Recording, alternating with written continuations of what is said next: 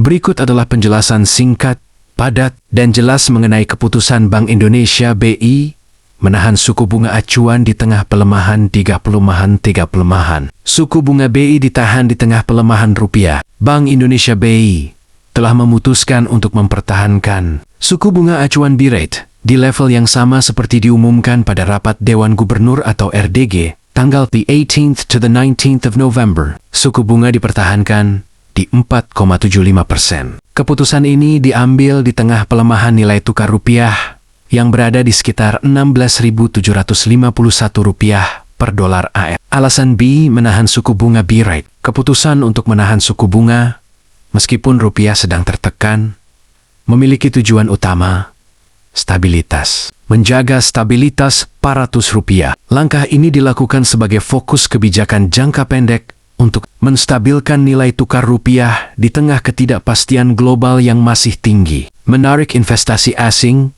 dengan menahan suku bunga. B. Berupaya menjaga yield imbal hasil aset keuangan Indonesia tetap menarik bagi investor asing. Portofolio investment, aliran modal masuk diharapkan dapat menopang nilai rupiah, mengendalikan inflasi.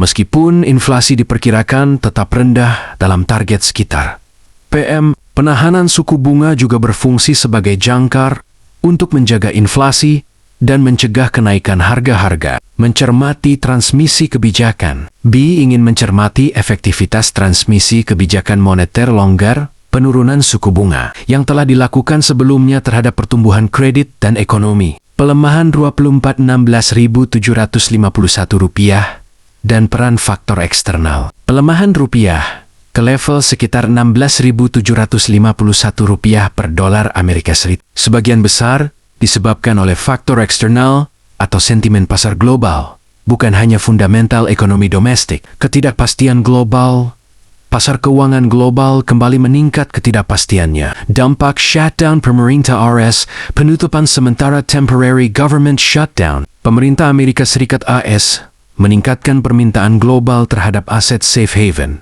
Salah satunya adalah dolar AS. Lonjakan permintaan dolar Amerika Serikat ini menyebabkan indeks dolar DXY menguat, yang pada gilirannya menekan mata uang emerging market seperti rupiah, menjadikannya tak berdaya melemah karena outflow arus modal keluar dari pasar domestik. Arah suku bunga as the Fed.